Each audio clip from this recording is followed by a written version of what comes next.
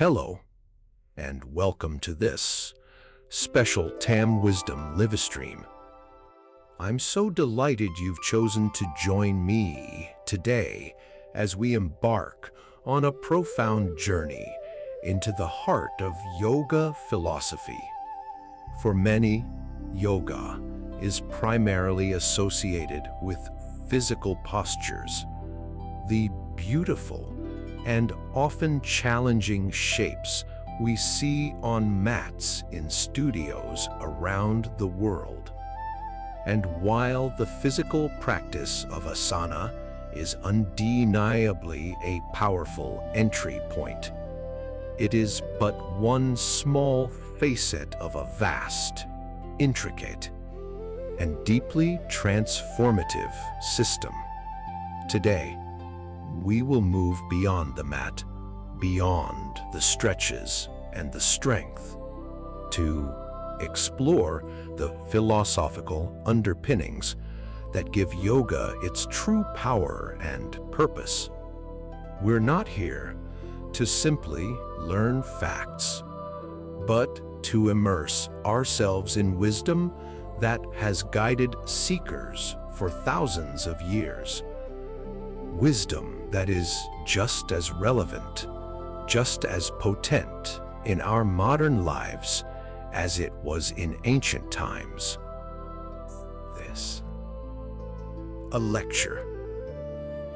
It's an invitation to meditate on these ancient truths, to allow them to resonate within your own experience, and to uncover how they can illuminate your path to greater peace, clarity, and well-being. So, let's begin by finding a comfortable seat.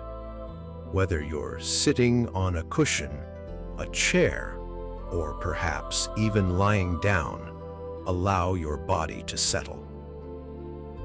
Feel the ground beneath you supporting you. Gently close your eyes or soften your gaze downwards. Take a deep breath in, filling your lungs completely, and as you exhale, release any tension you might be holding in your shoulders, your jaw, your forehead. Take another deep, conscious breath, and with each exhalation, feel yourself sinking a little deeper into this moment, into this space of quiet contemplation. Let your attention turn inward, away from the distractions of the outer world, and toward the sanctuary of your own being. The word yoga itself comes from the Sanskrit root yuj, which means to yoke, to unite, to bring together. It speaks to a profound connection, a joining of the individual consciousness with the universal consciousness, a unification of mind, body, and spirit. It is not about becoming someone else, but about remembering who you already are, stripping away the layers of conditioning, the noise of the world, and reconnecting with your most authentic, essential self. Yoga, at its core, is a science of self-realization. It is a practical philosophy, not merely a set of beliefs, but a methodology for living a more conscious, purposeful, and harmonious life. For many centuries, the foundational text for yoga philosophy has been Patanjali's Yoga Sutras, a collection of aphorisms written approximately 2,000 years ago. In these terse, profound statements, Patanjali outlines an eight-limbed path known as Ashtanga Yoga, It's important to note that this is not the physical Ashtanga Vinyasa style of yoga many know today, but rather the comprehensive philosophical framework.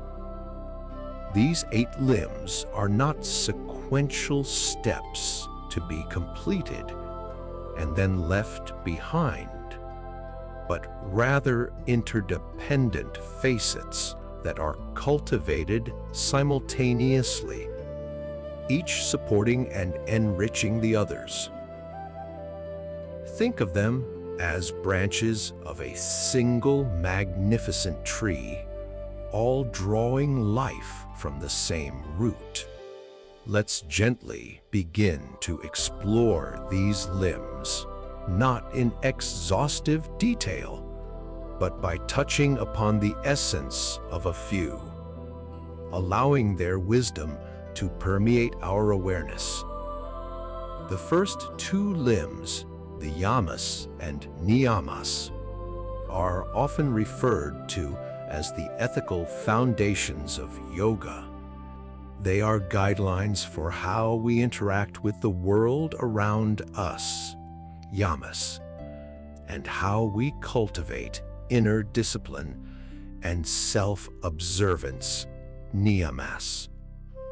They are the moral compass that guides our journey, ensuring that our external actions and internal attitudes align with the highest principles of compassion, integrity, and wisdom. Without these foundational limbs, Patanjali suggests, the deeper practices of yoga become less effective, like trying to build a magnificent house on shifting sand.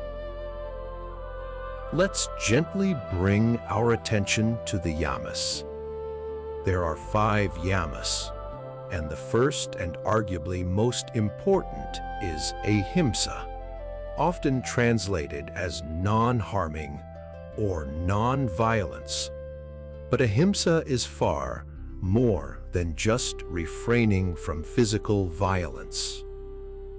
It extends to our thoughts, our words, and our intentions. It asks us to consider the impact of our entire being on others, on the environment, and even on ourselves. In this moment, with your eyes gently closed, take a breath and simply reflect. Where in your life might you practice ahimsa more deeply?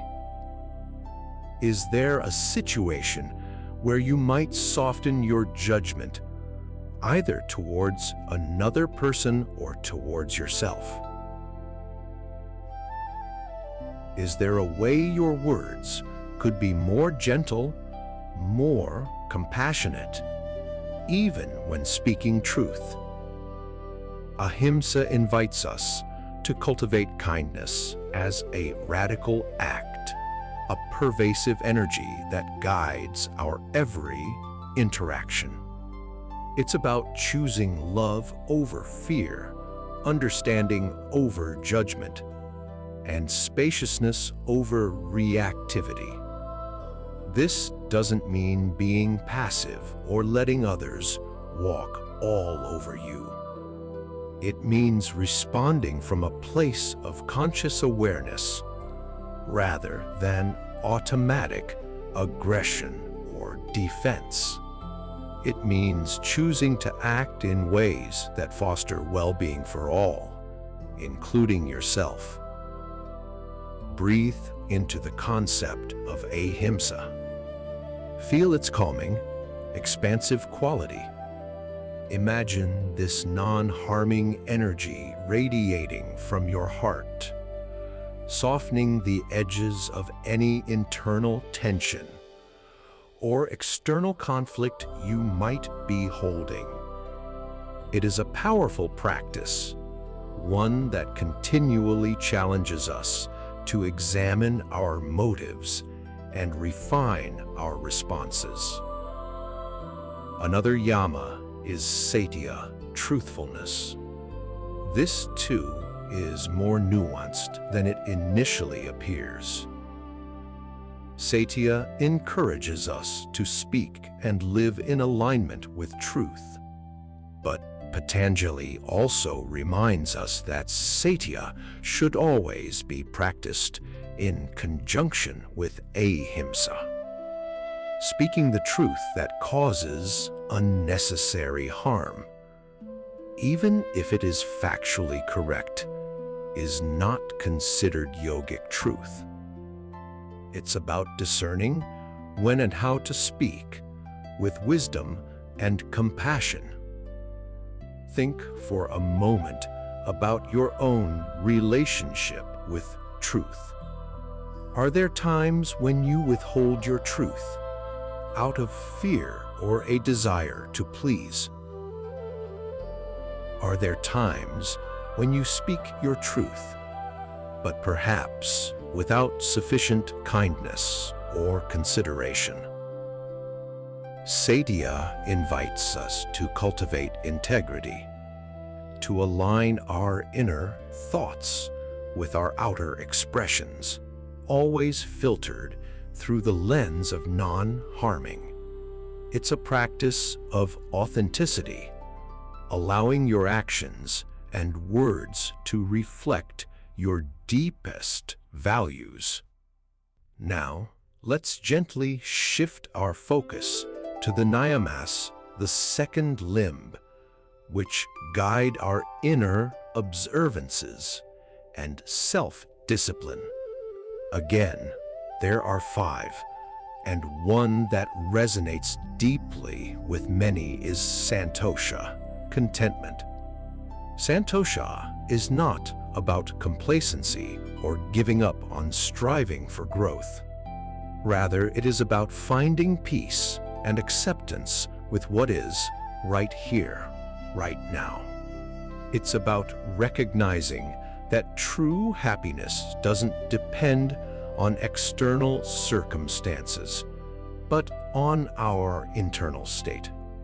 In a world that constantly tells us we need more, we need to be better, we need to achieve more, Santosha offers a radical counter-narrative.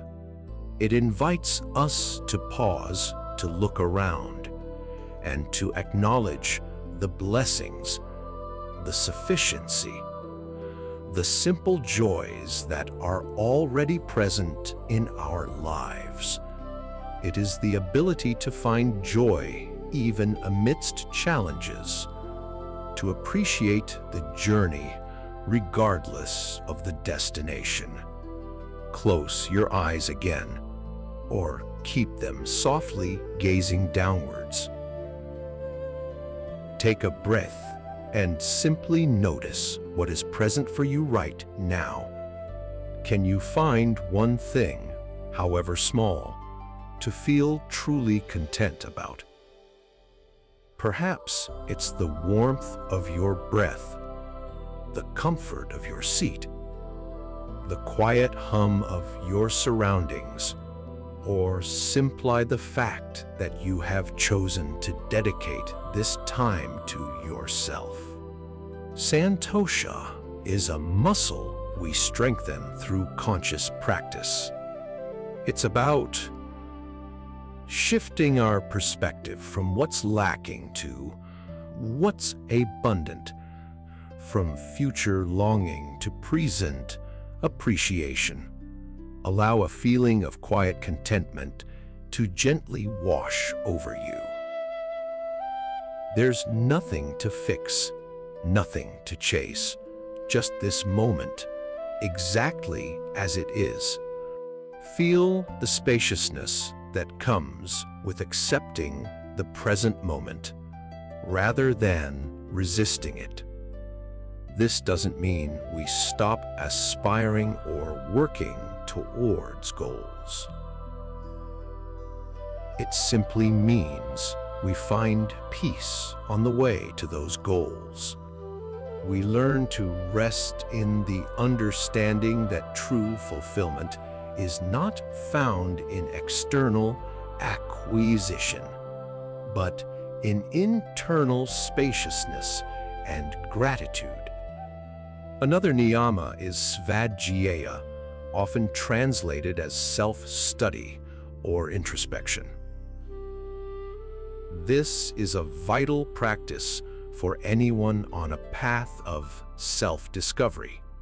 Svadhyaya involves observing our thoughts, our emotions, our patterns of behavior without judgment. It's about holding up a mirror to our inner world, understanding our motivations, our triggers, our strengths, and our areas for growth. It also involves the study of sacred texts or wisdom teachings that resonate with us and offer guidance. In the context of this meditation, Svadhyaya invites you to become a compassionate observer of your own experience without needing to change anything. Simply notice what arises within you. What thoughts are present? What emotions are stirring? What sensations are in your body? Svadhyaya is not about judgment or self-criticism, but about cultivating a curious, gentle awareness of your inner landscape. It's about learning the language of your own soul, understanding the stories you tell yourself, and identifying what truly serves your highest good. This self-study is a lifelong process, a continuous unfolding of self-knowledge. That leads to greater self-acceptance and ultimately self-mastery. The more we understand ourselves, the more effectively we can navigate the complexities of life. Now, let's move to the third limb. Asana, the physical postures. As we mentioned earlier, for many, this is yoga. But in the eight-limbed path, asana serves a very specific purpose: to prepare the body and mind for deeper meditation. The sutras define asana as sthira sukham asanam, a posture that is steady and comfortable. It's not about achieving extreme flexibility or perfectly sculpted muscles, though those may be side effects. It's about cultivating stability and ease in the body, so that the mind can also become stable and at ease. When your body is calm and steady, it becomes a supportive vessel for your inner journey. Take a moment now to feel your body. Is it steady? Is it at ease? Can you soften any areas of tightness or tension? Can you allow your spine to be long and upright, yet relaxed? Feel the breath moving through your body, a gentle rhythm that nourishes every cell. The physical practice of asana, viewed through the lens of philosophy, is a moving meditation, a way to bring conscious awareness to every part of your physical form and to cultivate a deep sense of presence. It's not a performance. It's a prayer in motion, a way to honor the temple of your body. From asana, we move to the fourth limb, pranayama, the regulation of breath or life force. Prana is the vital energy that animates us and ayama means to extend or regulate. Pranayama practices are designed to control and expand this vital energy, which in turn profoundly impacts the mind. The breath is often called the bridge between the body and the mind. It's the one physiological function we can consciously control that also operates unconsciously. By consciously working with the breath, we can calm the nervous system, quiet the fluctuations of the mind, and increase our energy and vitality. Right now, without trying to change anything, simply observe your breath. Notice its natural rhythm. Is it shallow or deep? Fast or slow? Is it smooth or a little choppy? Just observe, without judgment. Now, without forcing, can you gently deepen your breath? Inhale slowly and fully, feeling your abdomen rise. Exhale slowly and completely, feeling your abdomen gently fall. Notice how a conscious breath instantly brings you into the present moment. Feel the calming effect this simple awareness has on your entire being. Pranayama prepares the mind for the deeper practices of concentration and meditation by bringing it into a state of heightened awareness and peaceful focus. It's a powerful tool for regulating our emotional and mental states, allowing us to respond to life with greater equanimity. The fifth limb is pratyahara, the withdrawal of the senses. This is a crucial step in turning our awareness inward. Our senses are constantly bombarded with external stimuli, sights, sounds, smells, tastes, textures. Pratyahara is the practice of consciously withdrawing our attention from these external inputs and directing it inward. It's not about suppressing the senses or living in a cave. It's about gaining mastery over where we place our attention. Think of it like drawing the blinds on a window.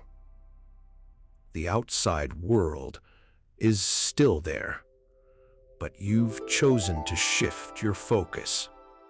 In our meditation now, you've already begun this practice by closing your eyes and softening your gaze.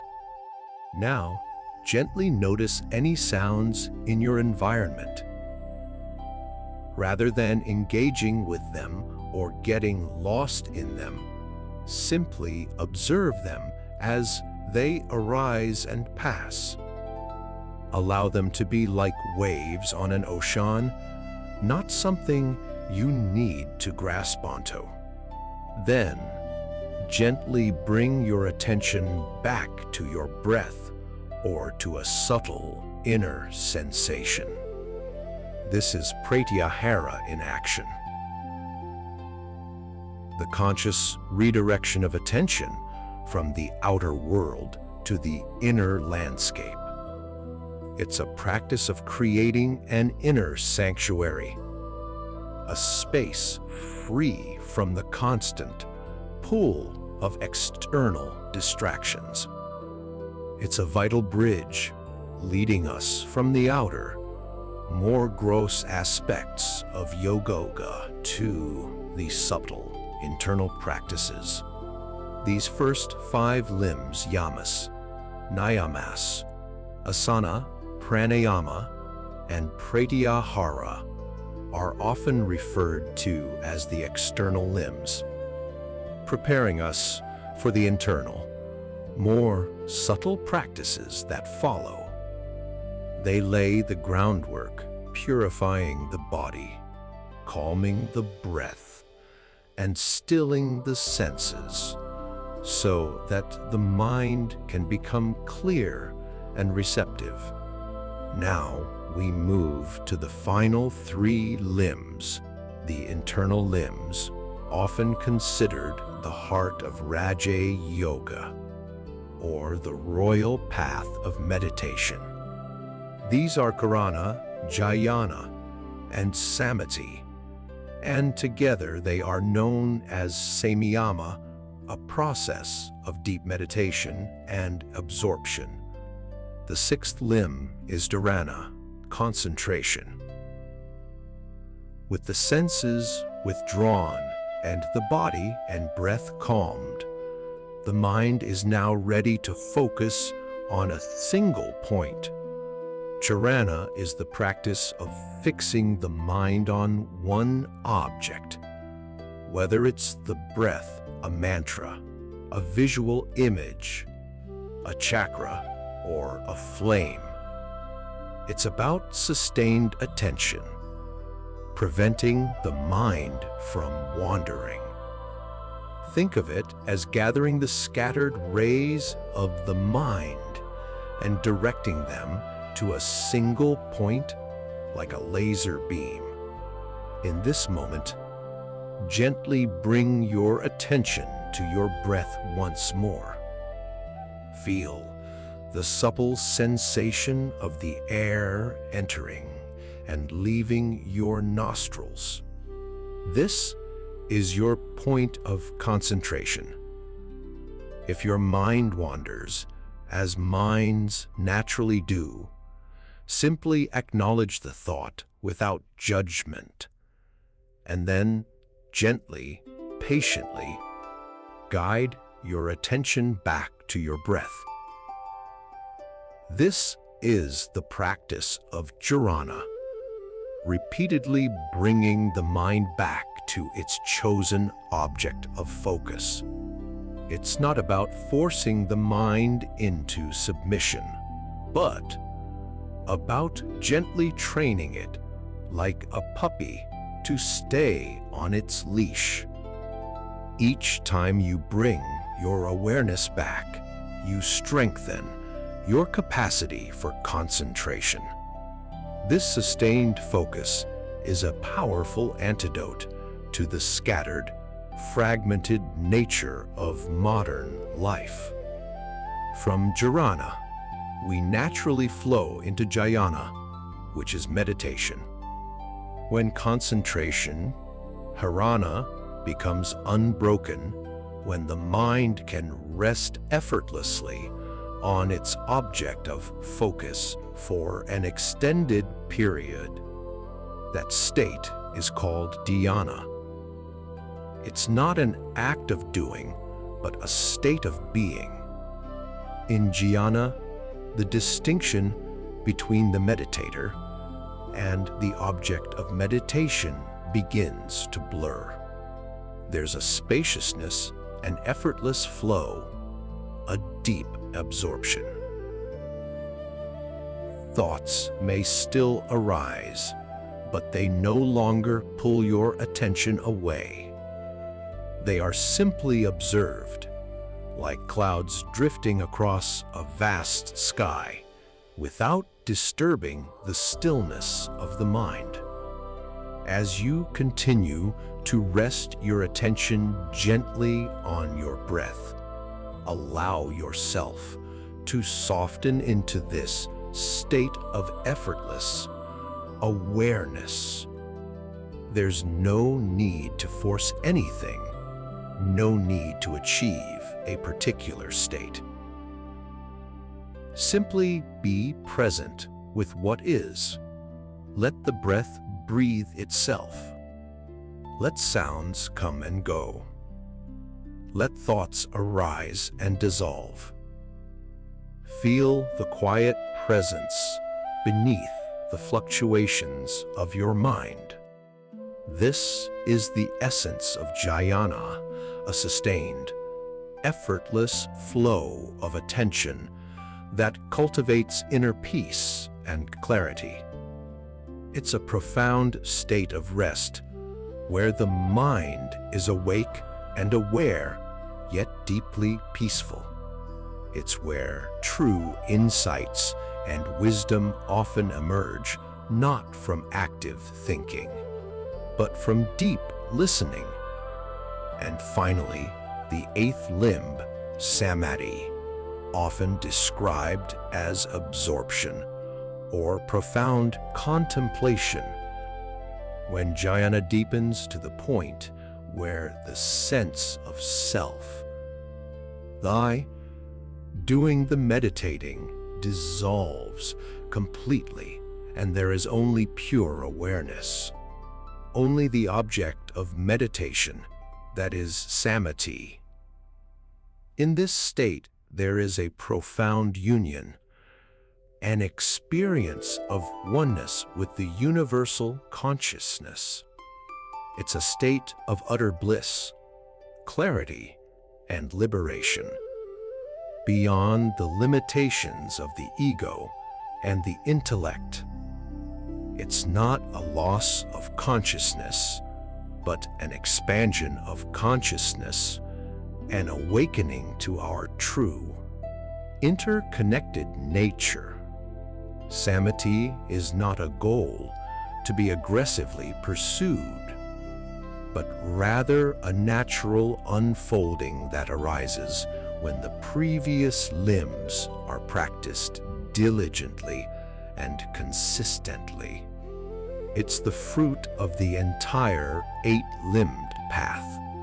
It might be experienced as fleeting moments of profound clarity and unity, or as deeper, more sustained states for advanced practitioners.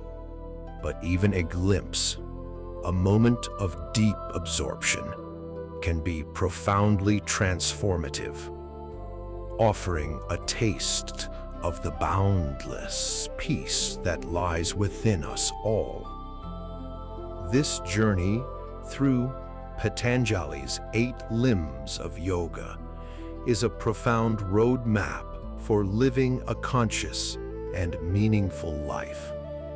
It reminds us that yoga is not just something we do on a mat. It is a way of being in the world. It's a philosophy that offers practical tools for navigating the complexities of existence with grace, wisdom, and compassion.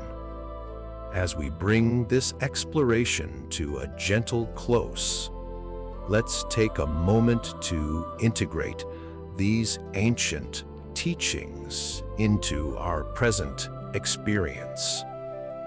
With your eyes still closed or your gaze soft, gently bring your awareness back to your breath. Feel the rise and fall of your abdomen, the subtle movement of life force within you. Consider how these philosophical principles, ahimsa, satya, santosha, svadhyaya, asana, pranayama, pratyahara, charana, jhana, and samadhi can inform your daily life. It's not about striving for perfection, but about cultivating a conscious awareness, a willingness to observe, to learn, and to grow. How can you bring more non-harming ahimsa into your interactions today, both with others and with yourself? How can you speak and live with more truth, satya, always tempered with kindness? Where can you find moments of true contentment, santosha, in the midst of your day, appreciating what is already good and sufficient? How can you practice self-study? Svadhisthana.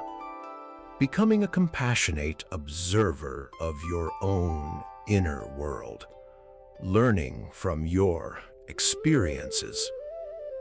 Even a simple conscious breath, pranayama, a moment of stillness in your body, asana, or a gentle turning inward away from external distractions, pratyahara, can be profound acts of yoga philosophy in action.